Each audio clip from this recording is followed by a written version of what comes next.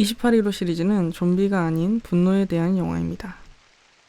이번 영화에서 좀비라는 단어를 언급한 단 한 인물이 나오는데요. 스웨덴의 MG 군인 에리크입니다. 이 캐릭터는 관객과 유머를 통해서 라포를 형성하는 듯 했으나 허무한 죽음을 맞이합니다. 감독은 자신이 만든 분노 바이러스라는 설정을 단순히 상업적인 캐릭터로서 소비하지 말라며 관객에게 분노를 표출한 것 같아서 딱히 통쾌하지만은 않은 폭력이라고 느꼈습니다. 그럼에도 저는 2815 세계관의 크리처는 분노 바이러스가 왔다고 두둔하겠습니다. 데니 보일 감독의 작품은 사회 문제를 은유적인 요소로 노골적인 화면에 녹여내는 특징을 가졌기 때문입니다. 28년 후는 어린이들이 한 방에서 텔레토비를 보고 있고 그 방 밖엔 감염자가 들이닥쳐서 아수라장이 되면서 시작합니다. 아이들은 텔레토비를 보고 있지만 차음이 되지 않는 얇은 나무 문 밖의 충격적인 소음에 겁에 질려 있습니다. 곧이어 아이들의 방에 감염자가 들이닥치고 단 한 아이만 살아남습니다. 28일 후의 오프닝에서는 콘크리트 벽의 한 지하 실험실에서 침팬지의 사지가 묶인 채 분노, 폭력이 담긴 비디오 콘텐츠를 강제로 주입당합니다. 이것은 같은 맥락의 다른 표현입니다. 두꺼운 철문에서 얇은 나무 문짝까지 이렇게 턱끝까지 다가온 위협은 매일 무슨 일이 일어날지 몰라서 겁에 질려있는 현대인의 마음을 대변하는 것 같습니다. 사실 저는 이번 오프닝이 달갑지만은 않았는데요. 아이들은 절대로 희생자가 되어서는 안 된다는 생각 때문입니다. 그러나 불쾌하다고 이제 회피하고 해설하기를 멈추는 것은 영화의 존재 자체를 부정하는 것이기에 왜 이렇게 노골적으로 잔인한 장면을 사용했을지 생각하게 됐습니다. 분노 바이러스는 현실에 이미 존재하고 아이들이 보호받지 못하는 상황을 보여주었습니다. 현재 미국에선 부모의 마약, 가정폭력, 아동학대 등의 가정 문제 때문에 아이가 보호받지 못하는 사회를 큰 사회 위협 중 하나로 언급합니다. 가정에서 최소한의 보호를 받지 못한 아이는 번듯한 사회 구성원으로서의 성장에 한계가 있기 때문에 장기적으로 국가에 큰 손해가 일어나기 때문입니다. 이번 영화에서는 알파라는 우수한 감염자 개념이 제시되었습니다. 알파는 일반 감염자보다 단순 계산으로 10배 이상 방어가 가능한 신체 능력을 겸했으며 다른 감염자를 이끌 수 있는 사회적 지능이 발달해 있습니다. 또 다른 새로운 모습의 감염자인 슬로우 로우도 있지만 이 개체에 대한 힌트는 부족하기 때문에 알파를 위주로 분석해 보겠습니다. 알파의 첫 등장 장면은 언덕입니다. 키가 크고 근육이 발달해서 걷는 모션이 다른 감염자들이랑 다르게 안정적인 실루엣이 나타납니다. 알파의 니샷 이후에 이어진 컷은 그 알파 주위로 몰려든 일반 감염자의 바스트샷입니다. 비교적 정제된 움직임의 카메라를 통해서 해당 감염자와 알파의 외적 차이점을 비교하려는 의도를 인지할 수 있습니다. 그리고 그 감염자의 얼굴 묘사는 마치 유인원처럼 보였습니다.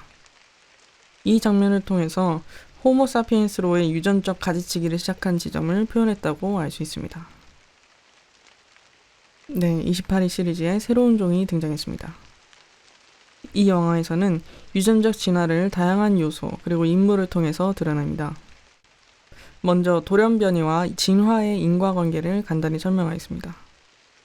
생존에 유리한 돌연변이 유전자가 발생하고 생존에 유리함이 맞다면 우성 유전자로서 번식을 통해 전파되고 해당 유전자의 집단이 불어나게 됩니다. 이것을 종의 진화라고 합니다. 세포 분열 중에 우연히 발생해서 만들어진 돌연변이가 있습니다. 이것은 암입니다. 그래서 이번 영화에서 핵심이 되는 캐릭터 알파 그리고 주인공의 어머니 사이의 공통점인 겁니다. 이 내용을 기반으로 논란이 일고 있는 인부 감염자 출산 신호로 넘어가겠습니다. 주인공의 어머니가 감염자의 아이를 받아 탯줄을 자르고 조심스럽게 울음을 만들려 합니다. 인부 감염자는 출산의 통증이 물러가자 다시 폭력적인 모습을 보이게 되어 주인공 일당은 인부 감염자를 즉살합니다. 직후 한 알파가 등장해 인부 감염자의 죽음을 확인하고는 주인공 일당을 쫓아옵니다. 일당은 의사의 도움을 받아 알파로부터 살아 도망갑니다. 갓난아기는 감염이 되지 않아 보인다며 안전 캠프로 보내게 됩니다.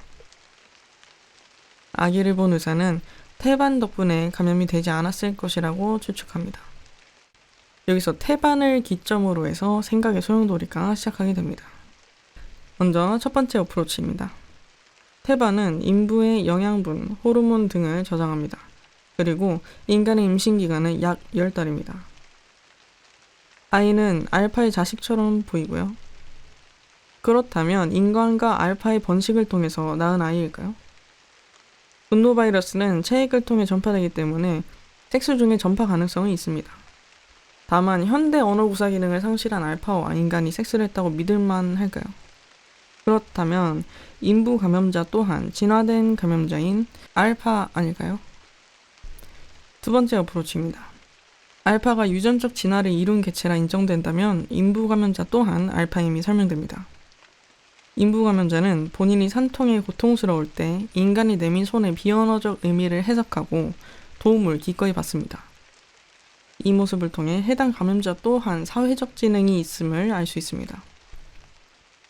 그러나 순간적으로 어머니 알파가 주인공의 어머니에게 달려든 것은 환경적 요인 탓에 서로의 존재가 생존에 위협이 되는 상황이기 때문일까요? 다시 말해서 비감염인과 감염인은 서로의 존재 자체가 생존에 위협이 되기 때문일까요? 세 번째 어프로치입니다. 의사는 모르핀과 같은 마약성 진통제를 주입해 분노로 찬 아버지 알파를 잠시 무력화시키고 주인공 일당을 구합니다. 심지어 아버지 알파에게 이름을 지어주며 자주 마주쳤다는 이야기도 전달합니다. 의사는 알파를 무력화시킨 적이 있지만 왜 죽이지 않았을까요? 아버지 알파는 다음날 주인공이 있는 의사의 캠프에 찾아오고 그 알파를 피해 벙커로 숨은 스파이크와 의사를 고민 없이 단숨에 찾아버립니다. 알파의 후각이 발달한 덕인지 아니면 자주 와봤기 때문에 의사의 벙커 위치를 아는 것인지 모르겠습니다. 이번엔 알파가 이유 있게 분노를 했기 때문에 벙커의 명치를 단숨에 찾아서 의사의 생명을 강하게 위협합니다. 벙커의 명치를 찾는 건 후각으로 해결되는 게 아니기 때문에 한두 번 찾아온 게 아니라는 것으로 좀 가깝게 추측할 수 있겠습니다. 그렇다면 알파 또한 의사를 쉽게 죽일 수 있음에도 여러 번 살려준 셈입니다. 그러니까 알파는 인간과 공생이 가능할까요? 네 번째 어프로치입니다. 비감염인은 한심하게 엎드려서 꿈틀대든지 지능이 높아 보이든지 눈이 빨갛든지 다 감염자처럼 보이면 모조리 사살합니다. 알파가 인간을 공격하는 것은 단순히 분노에 감염되어서가 아니라 이제부턴 역사의 반복이 기반이 되었음을 알 수 있습니다. 스파이크가 태어난 안전 캠프에서 아이들이 그리는 그림 속의 감염인은 모조리 죽여야 하는 적으로 묘사됩니다. 물론 감염인은 생존에 위협이 되는 존재임에 동의를 합니다. 스파이크의 첫 사냥에서 스파이크의 아버지는 어린이 슬로우로우를 의도적으로 살려줍니다. 스파이크의 아버지가 폭력적이고 즉흥적인 특징의 캐릭터임에도 이런 결정을 한 것은 해당 어린이 슬로우로우에게 트라우마적 요소가 되어 폭력의 역사가 세대를 넘어 반복될 것을 암시합니다. 이에 따라 어머니 알파가 비감염인의 도움을 받아 아이를 낳고서도 달려든 것은 자신의 아이가 즉 비감염인에게 있기 때문이라고 볼 수 있습니다. 다섯 번째 어프로치입니다. 영화 초반의 알파는 일반 감염자들을 육성으로 호령을 통해서 선동을 하고요. 공격을 지시하는 모습을 보였습니다. 그 공격은 성공적이진 않았는데요. 그날 새벽 밀물과 썰물을 이용한 안전 캠프의 입구로 뛰어가는 주인공 일당을 알파가 유심히 바라봅니다. 이제야 밀물과 썰물 개념을 이해한 것인지 아니면 여태껏 넘어갈 수 있음에도 의도적으로 넘어가지 않은 것일까요? 왜 근데 나즈처럼 감염자를 선동한 게 아니라 혼자서 따라갔을까요? 혹시 메시지를 전달하려고 했던 건 아닐지 추측을 해볼 수 있겠습니다. 메시지란 화자의 의도를 전달하는 것이죠. 그리고 알파는 수베니어 또는 트로피라는 범죄 심리학적 개념을 이행하고 있습니다. 사슴이나 인간을 머리를 뽑아서 척추가 딸려오도록 하는 일정한 방식으로 죽이고 있으며 그 머리를 보이는 곳에 장식하였습니다. 이는 알파가 자신의 영역임을 과시 또는 명시하는 것이며 또는 주의를 주는 것이라고 해석할 수 있겠습니다. 인간이 범죄를 저지르고 해당 행동을 할 때는 심리적 만족감이나 우월감을 드러내는 데 사용한다고 이해하는데요. 알파는 아직 본능이 우선인 종이기 때문에 메시지를 전한다고 해석함이 더 맞겠다고 볼 수 있겠습니다. 태반에서 메시지까지 알파라는 감염 개체가 가진 특징을 해체해서 영화가 말하고자 하는 바를 생각해봤습니다.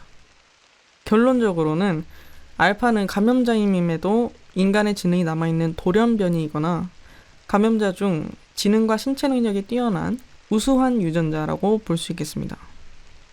공식 오디오 트랙에 알파 베이비라는 제목의 트랙이 존재하기 때문에 해당 아기는 알파의 종족 특성을 가지고 커갈 것을 추측할 수 있습니다. 그리고 영화의 중반부에 안전 캠프에서 기이한 가면을 쓰고 멀뚱히 서 있는 어린아이의 빠른 컷 편집이 지나가는데요. 이것은 마치 알파 베이비가 어린이가 되었을 때 겪을 인지 부조화를 미리 보여준 것 같습니다. 아마 다음 작품에서는 환경적 요인이 자아 형성에 얼마나 중요한 영향을 미치는지에 대해 이야기할지도 모르겠습니다. 아니면 이번 영화에 이어서 스파이크의 모험을 중점적으로 이루어질 수도 있고요. 예측이 좀 어렵습니다. 어찌되었든 간에 유전적 돌연변이에 대한 내용이 전반적으로 지배한다는 것을 알 수 있습니다. 주인공의 어머니가 다른 병이 아니라 암에 걸린 이유도 돌연변이에 대해서 부가적 설명을 하기 위함이라고 할 수 있습니다. 이 영화는 단순히 안락사를 옹호하거나 어머니의 위대함을 표현한 영화는 아닐 것이라고 믿습니다. 암세포도 생명이다 라는 유명한 밈을 좀비도 생명이다 라고 접목시키면서 이 영화는 좀비와 공생하려는 영화냐 라는 비꼬는 질문에도 영화는 안쓰럽게 쳐다봅니다. 이것 또한 자동화된 회피 감정이기 때문인데요. 우리는 좀비 영화에 몰입을 했기 때문에, 그리고 아직까지는 인간과 대등한 사회적 능력으로 인간을 위협하는 생명체를 마주해보지 않았기 때문에 알파를 부정하는 것은 감정적으로 당연한 것입니다. 영화 혹성 탈출이 생각이 나는 대목입니다. 저는 아포칼립스 영화 보면서 몰입을 많이 하는 편입니다. 그래서 임산부 감염자가 등장한 순간 역시 좀비가 아니라 분노 바이러스 영화야 라고 생각하면서 흥미로웠는데요.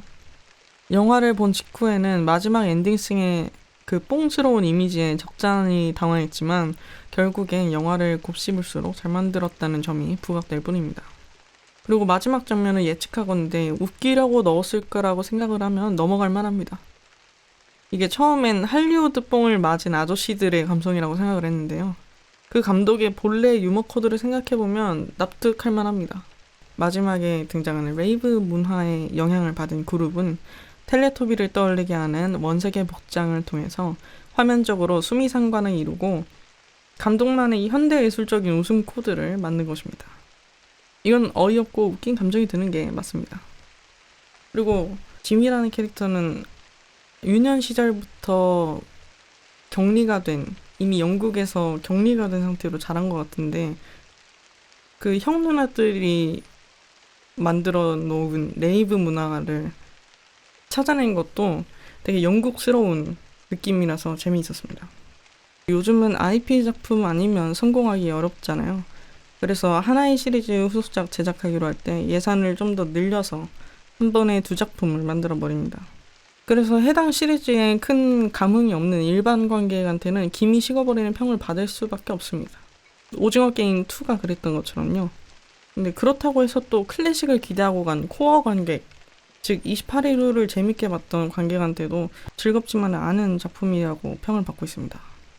이 영화는 새로운 패러다임을 제시를 했고, 새로운 패러다임 제시하는 건 IP 작품이 지금 성공하고 있는 이 상황에 반대되는 작품이잖아요.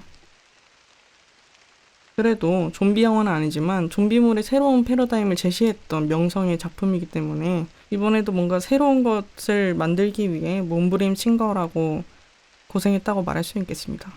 솔직히 흔하면 흔한 대로 욕먹을 IP 작품이니까요.